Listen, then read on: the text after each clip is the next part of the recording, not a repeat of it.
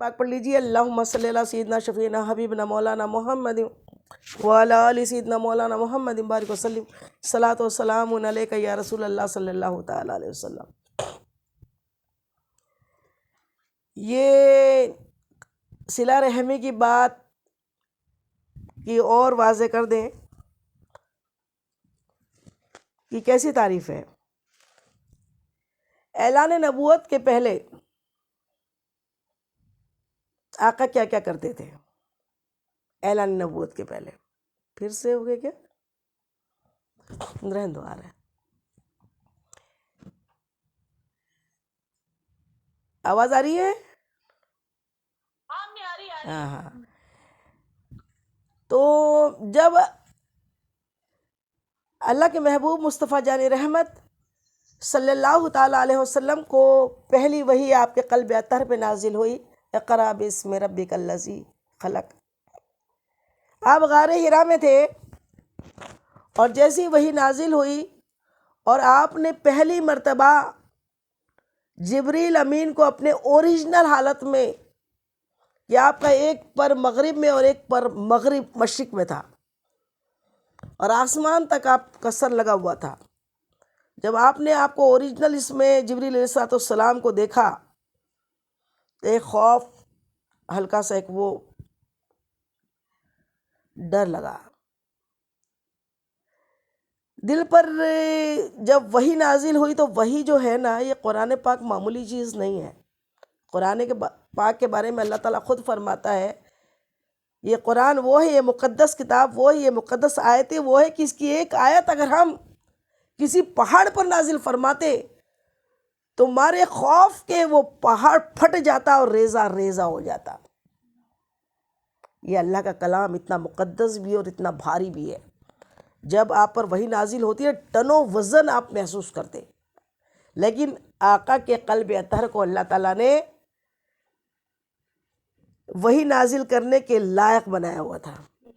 جو وزن، جو بار، پہاڑ، اللہ فرما رہا ہے پہاڑ بھی نہیں برداشت کر سکتے، وہ وزن میرے آقا کے قلب اطہر پر برداشت ہو جاتا تھا۔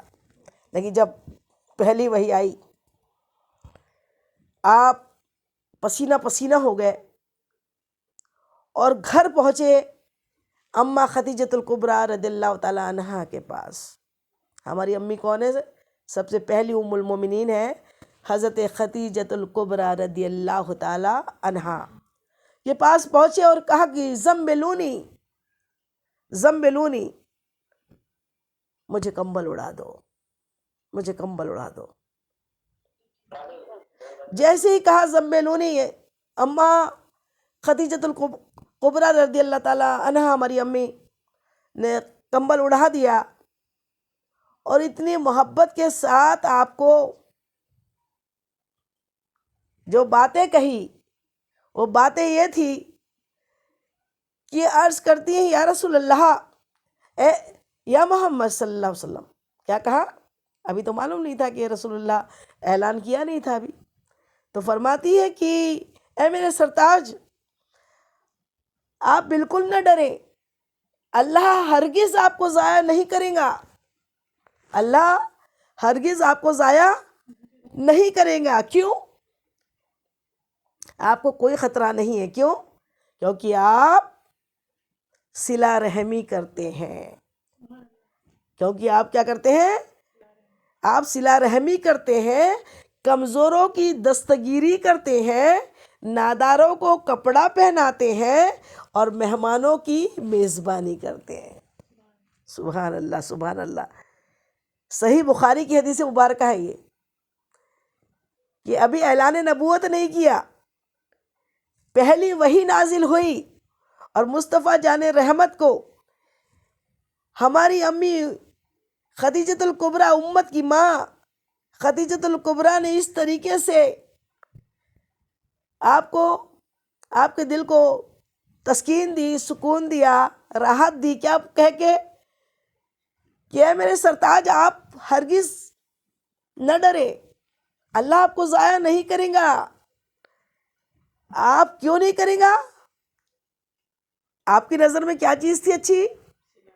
کہ آپ فرماتی ہیں کہ آپ ہرگز اللہ آپ کو ضائع نہیں کرے گا. آپ نہ ڈریں کیونکہ آپ صلہ رحمی کرتے ہیں. دوسرا، آپ کمزوروں کی دستگیری کرتے ہیں. تیسرا، ناداروں کو، ضرورت مندوں کو کپڑا پہناتے ہیں. اور چوتھا، مہمانوں کی میزبانی کرتے ہیں. سبحان اللہ سبحان اللہ.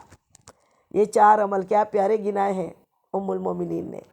میرے آقا نے اعلان نبوت کے پہلے 40 برس میں آپ نے اعلان نبوت کیا. نبی تو آپ تب سے ہیں جب آدم علیہ السلام مٹی اور پانی کے درمیان تھے، لیکن پوسٹنگ تو آپ کی، اپوائنٹ تو آپ تبھی ہو گئے تھے. ڈکلیریشن 40 ایئرس بعد ہوا. ڈکلیریشن کب ہوا؟ دنیا میں آنے کے 40 سال بعد. وہ کیوں؟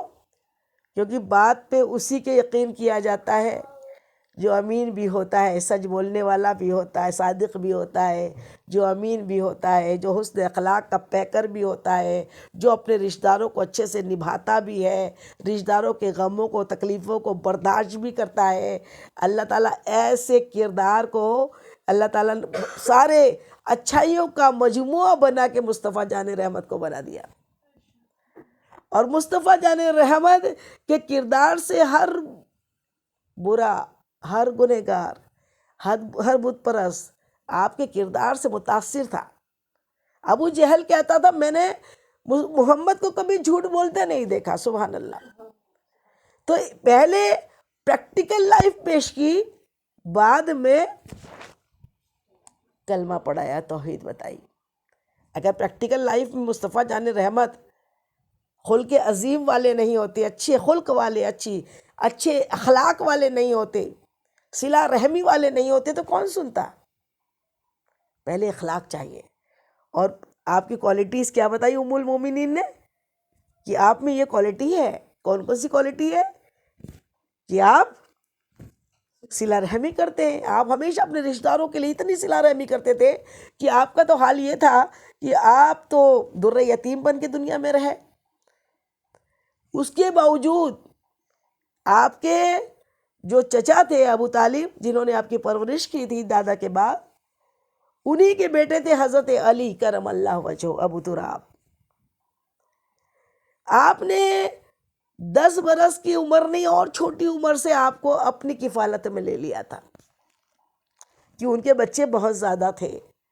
تو آپ نے یہ صلہ رحمی تھی نا کہ اپنے چچا کے غم کو، چچا کے دکھ کو، چچا کی کم روزی کو آپ سمجھ رہے تھے. اور انہوں نے کیا کیا تھا؟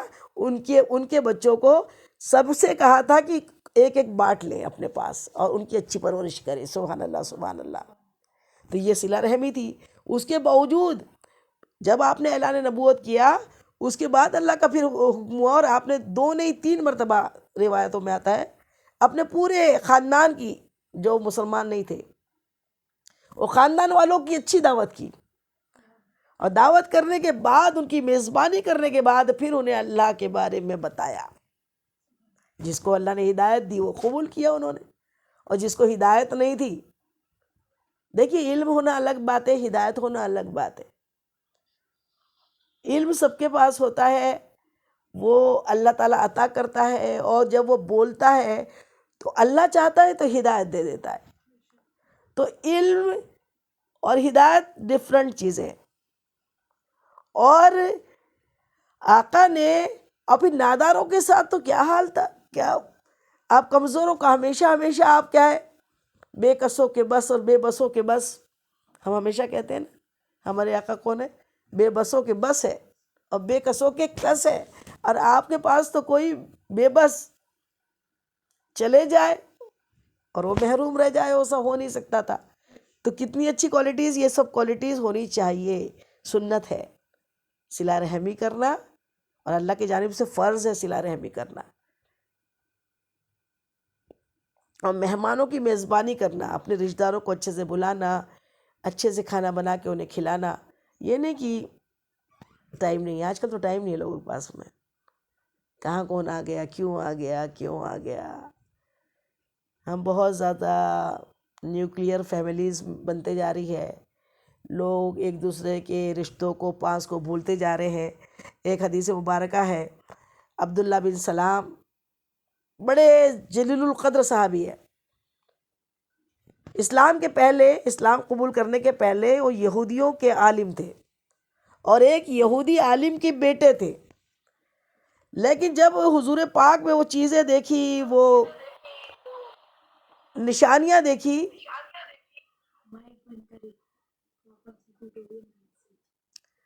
تو جب آپ کی نشانیاں دیکھ کر، سب مائک میوٹ کریں،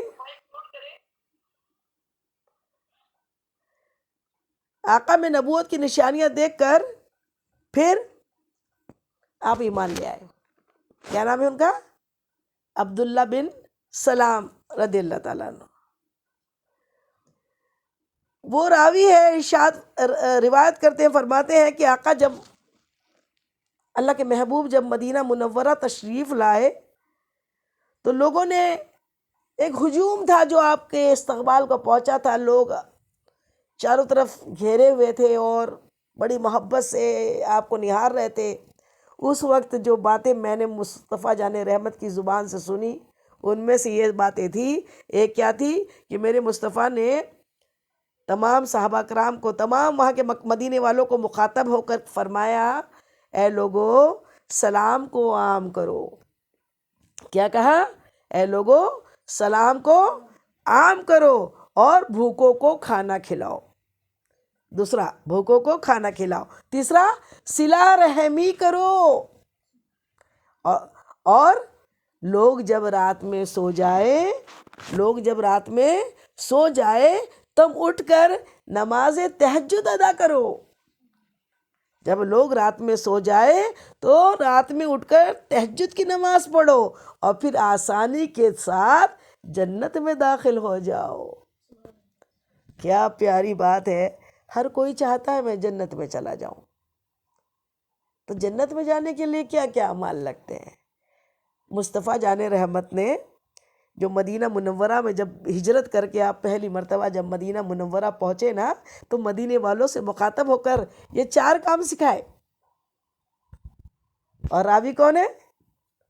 عبداللہ بن سلام رضی اللہ تعالیٰ عنہ کہتے ہیں کہ آپ نے پہلی بات بتائی، سلام کو عام کرو۔ سلام عام کرنے سے دلوں کی قدورت نکلتی ہے، چاہے خواہ آپ جانتے ہو چاہے نہ جانتے ہو، ہر کسی کو آپ کیا کریں؟ سلام کریں۔ ہم عورتوں کے لیے غیر محرموں کو سلام نہیں کرنا ہے، لیکن مردوں کے لیے اور عورتوں کے لیے بھی جو ہم جن عورتوں کو جانتے ہیں نہیں جانتے، ہم سلام عرض کریں، سلام عام کریں۔ سلام کرنے سے دلوں میں کیا ہوتی ہے؟ محبت پیدا ہوتی ہے۔ اور دوسرا کیا کریں؟ بھوکوں کو کھانا کھلائے۔ بھوکوں کو کھانا کھلانے سے اچھا کوئی عمل ہی نہیں ہے۔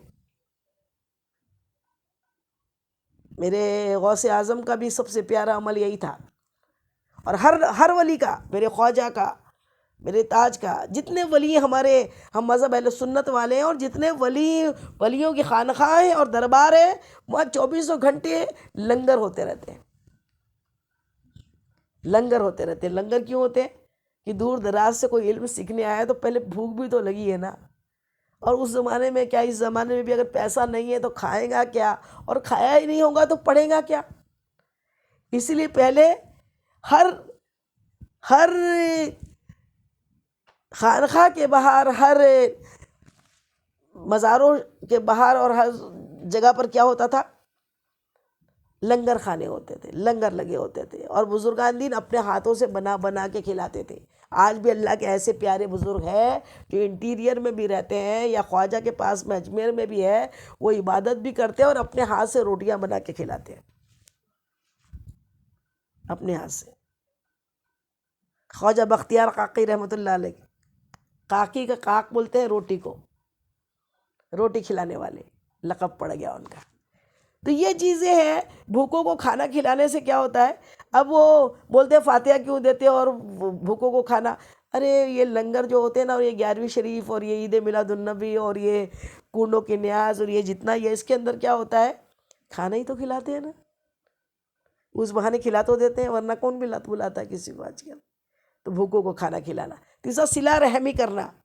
آج پرابلم یہ ہے کہ گیٹ ٹوگیدر کرتے ہیں، ہاں پورے اپنے باہر کے جتنے ہائی فائی غیر مسلم ہیں اور یہ ہیں، اور وہ بڑے کوئی منسٹر صاحب ہے اور کوئی چیف منسٹر صاحب ہے اور کوئی کلکٹر صاحب ہے اور کوئی ودھایک ہے اور کوئی یہ ہے، ان کی باقاعدہ ہائی فائی پارٹی ہوتی ہے، ان کو بلایا جاتا ہے، اور اپنے سگے رشتہ دار کو ایک ٹائم کا کھانا نہیں کھلایا جاتا۔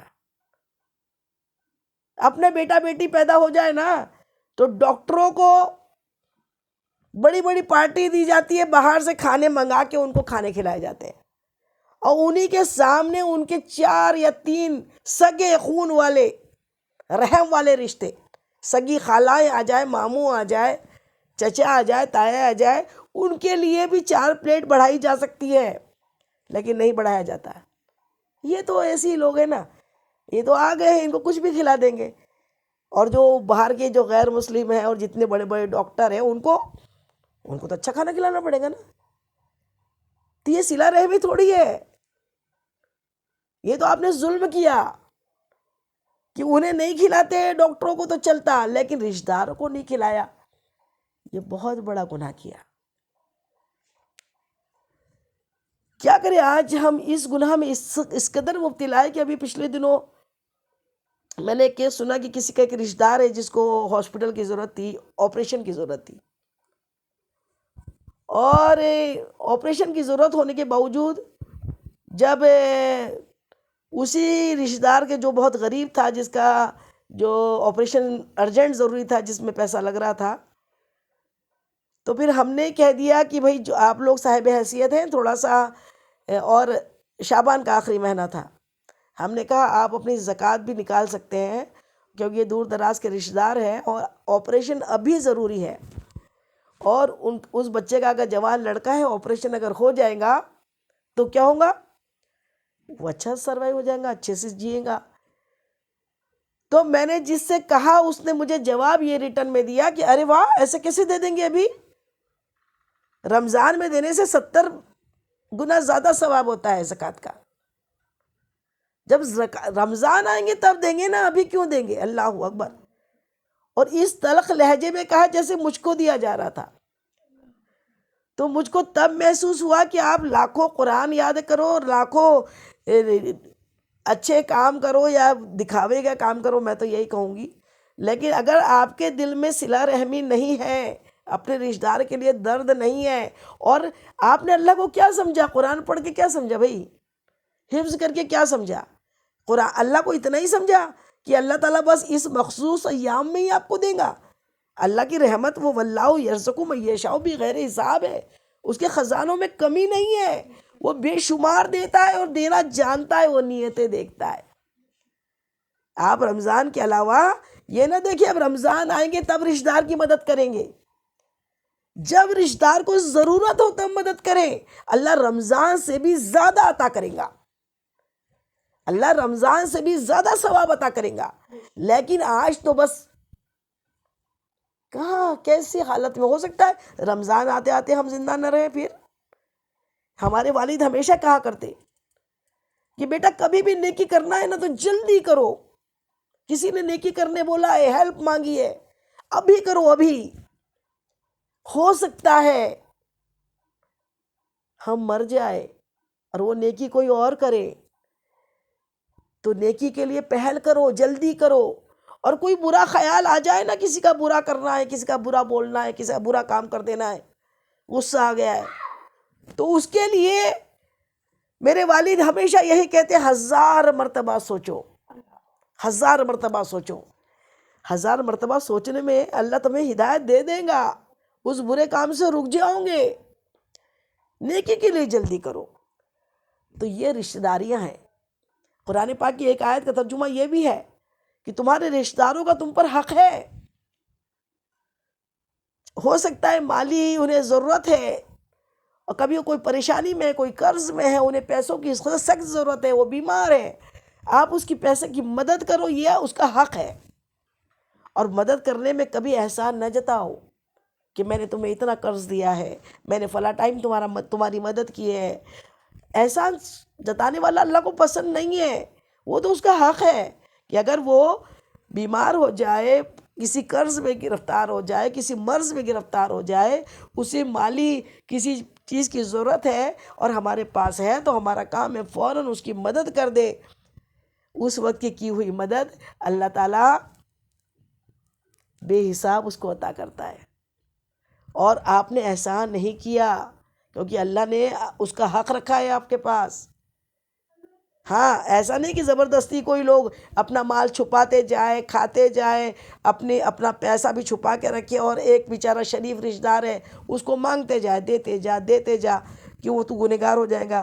تو پھر وہ نیتیں تو سبھی اللہ دیکھتا ہے نا. اللہ تعالیٰ نیت دیکھتا ہے کہ یہ جان بوجھ کے کسی کو تنگ کر رہا ہے. ہمیشہ کسی کا ہاتھ پھیلا ہی رہتا ہے اور اس کے پاس سب ہوتا ہے، وہ سب اپنے بچوں کو ڈاکٹر انجینئر سب بناتا ہے، لیکن پھر بھی آگے والوں کے سامنے رونا ہی روتے رہتا ہے کہ میرے پاس تو ہے ہی نہیں، میرے پاس تو ہے ہی نہیں، میرے پاس تو ہے نہیں. تو یہ بولنا اللہ کی نعمتوں کا ناشکری کرنا ہے، اللہ کی نعمتوں سے ناشکری کرنا ہے. بس سمجھے مستحق ہے، ضروری ہے، صحیح میں اس کو ضروری ہے تو بند مٹھی سے اس کی مدد کرو. اس کے بچوں پہ احسان نہ گناؤ کہ تیرا باپ تو ایسی حال میں تھا، اس کو تو اسٹینڈ ہم نے کیا، تو ہمارے ٹکڑوں پہ پلتی ہے. یہ لفظ اگر بولو گے تو کل آپ کو وہی حال اللہ ہمارا کر دے گا. ہر پل ہر لمحہ اللہ سے ڈرنا اور ہمیشہ یہ سوچتے رہنا اللہ دیکھ رہا ہے، اللہ دیکھ رہا ہے، اللہ دیکھ رہا ہے. اسی ضمن میں ایک حدیث مبارکہ اور یاد آ رہی ہے. حضرت ابوبکر صدیق رضی اللہ تعالیٰ عنہ خلفائے راشدین ہیں، میرے آقا کے خلیفہ اول ہے حضرت ابوبکر. اور ہماری امی ام المومنین حضرت عائشہ صدیقہ رضی اللہ تعالیٰ عنہ کے والد محترم ہیں. آپ کو معلوم ہوگا کہ جناب سیدہ بی بی عائشہ صدیقہ رضی اللہ تعالیٰ عنہ کے دامن پر انہی کے رشتہ داروں نے بہتان لگائے اور افواہیں اڑائی، اور افواہیں اڑا کے جب افواہیں پورے مدینے میں پھیل گئی. بری بات تو بہت جلدی پھیلاتے ہیں نا ہم لوگ، یہ کام میں بہت ماہر ہیں ہم. اچھا کسی کا ہونا، کسی کو اگر معلوم بھی پڑتا ہے وہ بہت اچھی ہے، بہت نیک ہے، تو کوئی تعریف بھی کر رہا نا تو اس کو توجہ ہی نہیں دیں گے بالکل. کوئی بات کام کی بتائی بھی جا رہی ہے تو وہ اس کو ایسا سنیں گے جیسے وہ صرف اپنے میں ہی دیکھتے رہیں گے، مجھ میں تو ہے، مجھ میں تو ہے، مجھ میں تو یہ سب کوالٹیز ہے، میں کون سی کم ہوں نا. اچھا ہی تو سننا ہی نہیں چاہتے، کسی کو اپریشیٹ تو کرنا ہی نہیں چاہتے. کبھی کریں گے بھی نا تو ایسا ایک آمین. کوئی تو کسی نے دعا کی اگر آپ کے بارے میں تو دوسرا سگا ہی ہوگا نا، وہ کیا لکھے گا معلوم؟ آمین. یہ نہیں بولے گا کہ ہاں ماشاء اللہ، اللہ تعالیٰ اس کی علم میں اور برکت دے، اللہ اس کی اپنی رضا میں اور برکت دے، خوشیاں دے اسے. ایسا لکھنا یہ لفظوں کی کنجوسی، کیونکہ اندر حسد بھرا ہوتا ہے. وہ اندر یہی دکھا جاتا ہے کہ نہیں میں بہت سپر ہوں، یہ سب فالتو ہے. تو رشتے دیکھیے باہر والوں کو نبھانا معمولی آسان بات ہے، رشتے نبھانا آسان بات نہیں ہے.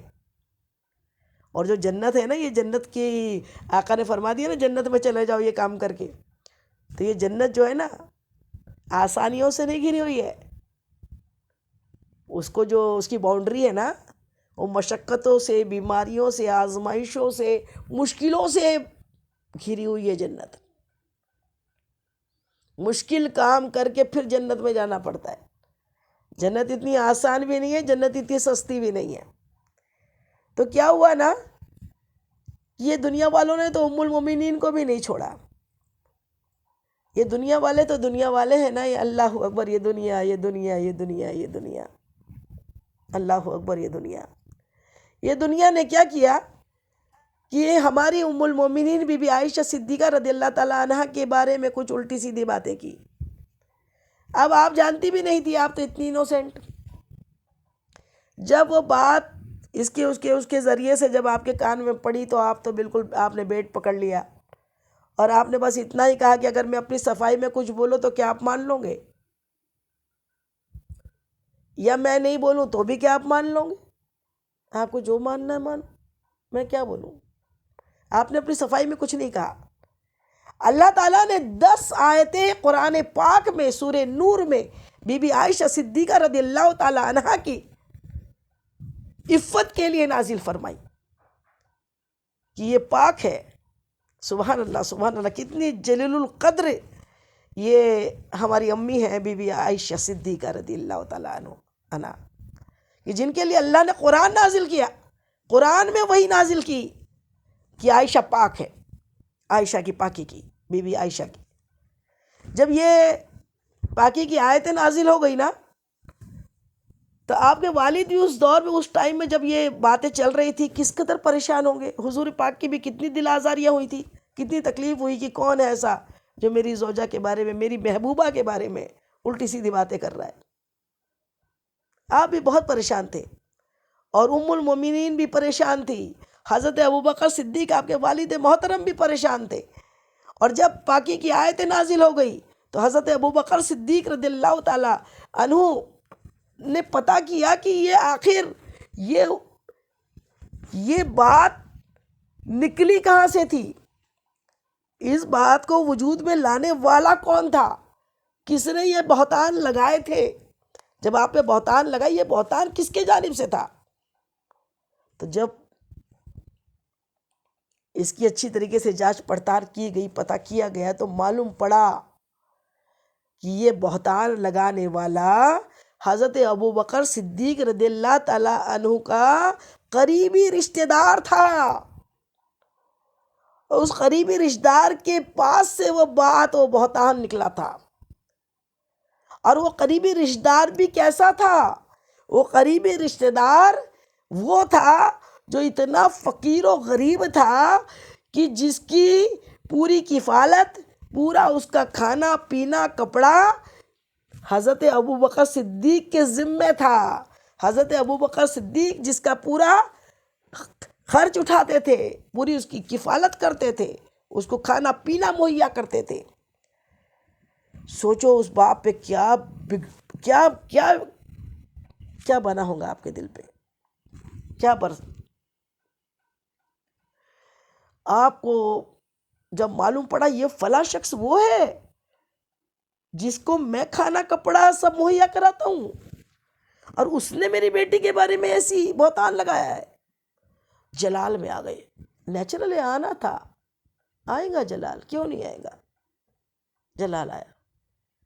کہنے لگے یا رسول اللہ صلی اللہ علیہ وسلم، یہ وہ فلاں میرا رشتہ دار ہے جس نے بہتان شروع کیا، جس کا میں خرچ اٹھاتا ہوں، قسم کھاتا ہوں، اب سے میں اسے کچھ نہیں دوں گا، اب سے میں اس رشتہ دار کو کی کوئی مدد نہیں کروں گا. میرے مصطفیٰ جیسا کوئی آیا ہی نہیں. مصطفیٰ آپ کے جیسا کوئی آیا ہی نہیں، آتا بھی کیسے رب نے بنایا ہی نہیں. میرے مصطفیٰ نے جب یہ بات سنی نا حضرت ابوبکر صدیق سے کہ میں اب اس کی مدد نہیں کروں گا، وہ بہتان لگانے والے کی، میرے مصطفیٰ ارشاد فرماتے ابوبکر سنو، معاف کرو. اور اب تک جتنا دیتے تھے نا سال میں، اب تک جتنا دیتے تھے سال میں، آئندہ سے دگنا دیا کرنا. یہ اسلام ہے، یہ اسلام ہے، یہ میرے مصطفیٰ کا پیغام ہے، یہ میرے مصطفیٰ کا پیغام ہے. میرے مصطفیٰ نے ہمیں یہ سکھایا ہے، جو توڑے اسے جوڑو، جو محروم کرے اس کو دو، اور جو ظلم کرے اس کو معاف کر دو. کتنی بڑی بات ہے. آسان نہیں ہے کہ کوئی ہم پہ ظلم کر دے، کوئی ہم پہ ہاتھ اٹھا دے، کوئی ہم کو تکلیف دے دے، کوئی ہماری عزت سے کھیلے، کوئی ہمارے بال بچوں کو کچھ بھی بول دے، اس کے باوجود معلوم میں پڑے یہ اس نے کیا ہے. پھر مصطفیٰ کی خاطر، اللہ کی حکم کی خاطر سب دل کو پاک کر کے پھر اس رشتہ دار کی مدد کرنا، تو جنت میں جانا ہی ہے. پھر جنت ملے گی. اپنی انا کو ختم کرنا پڑے گا، بدلہ ختم کرنا پڑے گا. میرے مصطفیٰ جان رحمت نے یہ درس دیا ہے ہم کو. ایک مرتبہ یہی ابوبکر صدیق رضی اللہ تعالیٰ عنہ ایک جگہ کھڑے ہوئے تھے،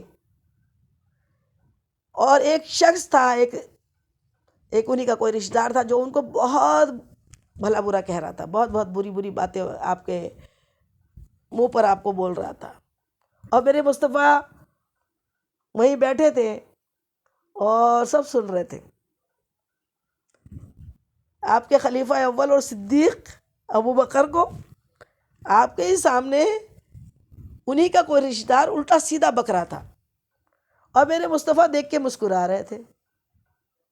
میرے مصطفیٰ بغیر غصہ ہونے کے بجائے آپ کیا کر رہے تھے؟ مسکرا رہے تھے، دیکھ دیکھ کے مسکرا رہے تھے حضرت ابوبکر صدیق کو۔ جیسے ہی حضرت ابوبکر کے صبر کا باندھ ٹوٹا، اور جیسے انہوں نے کچھ بولنے کے لیے اپنی لب کھولے، میں بھی اب رپلائی کروں، وہ مجھ کو اتنا برا برا بول رہا ہے، مصطفیٰ تو مسکرا رہے ہیں اور میں اب کچھ نہ کچھ اس کو رپلائی کروں گا، بولوں گا، جواب دوں گا۔ جیسے ہی منہ کھولنا چاہا تو حضرت میرے مصطفیٰ جان رحمت وہاں سے اٹھے اور چلے گئے۔ آپ نے ادھر منہ کھولا تھا کہ بولوں، اتنے میں مصطفیٰ کو جاتے دیکھا تو آپ دوڑتے ہوئے ان کے پیچھے گئے اور کہا یا رسول اللہ